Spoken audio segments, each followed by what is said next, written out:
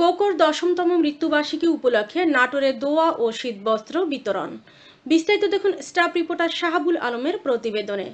নাটোরে আরাফাত রহমান কোকোর ১০তম মৃত্যুবার্ষিকী উপলক্ষে দোয়া ও ২০০ জন শীতার্ত মানুষের মাঝে শীতবস্ত্র বিতরণ করা হয়েছে। সোমবার বিকেলে নাটোর পৌরসভার উত্তর বরগাছা কলিমিয়া মাদ্রাসা প্রাঙ্গণে শীতার্ত মানুষের মাঝে শীতবস্ত্র বিতরণ করেন নাটোর পৌর বিএনপি সদস্য সচিব জিল্লুর রহমান খান বাবুল চৌধুরী। জিল্লুর রহমান খান বাবুল চৌধুরী বলেন, শুধু রাজনৈতিক হিংসাত্মক কারণে ক্রীড়াপ্রেমী আরাফাত রহমান কোকোকে নির্যাতনের মাধ্যমে ধীরে ধীরে মৃত্যুর কোলে ঠেলে দেয় ফ্যাসিস্ট আওয়ামী লীগ সরকার। তার ১০তম মৃত্যুবার্ষিকীতে তার আত্মার মাগফিরাত কামনা ও সেই সাথে বেগম খালেদা জিয়ার সুস্থতা কামনা করছি। তিনি আরও বলেন, শীতের এই পরিস্থিতিতে অসহায় মানুষের পক্ষে জীবন নির্বাহ করা অত্যন্ত কঠিন।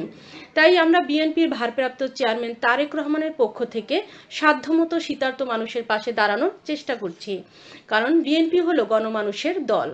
যে কোনো সংকট বা দুর্যোগে বিএনপি সবসময় অসহায় মানুষের পাশে থাকে। তারেক রহমান প্রদত্ত ৩১ দফা মানুষের মুক্তির পথ।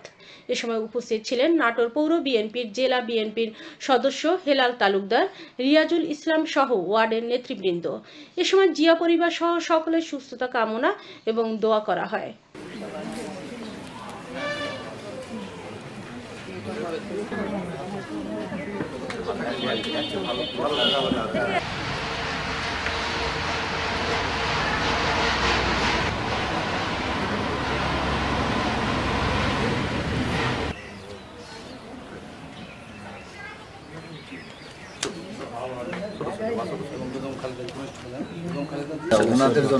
এবং ওনার পরিবারের জন্য দোয়া চাইবেন। একজন নম্র এবং বিনয়ী মানুষ, আমাদের দীর্ঘদিনের আমাদের বড় ভাই। মাগফিরাত ও সিহাতের উদ্দেশ্যে সূরা ফাতিহা পড়ি।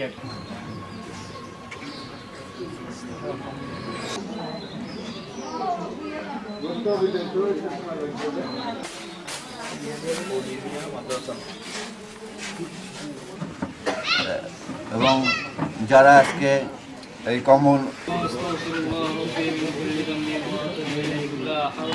সকলকে মাফ করে দাও।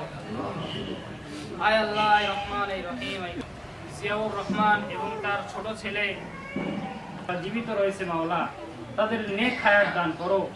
মা ইয়াসিফুন ওয়া সালামুন আলাল মুরসালিন ওয়ালহামদুলিল্লাহি রাব্বিল আলামিন।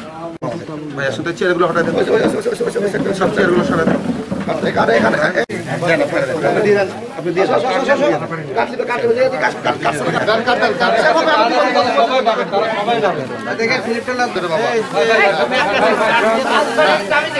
দাঁড়ান।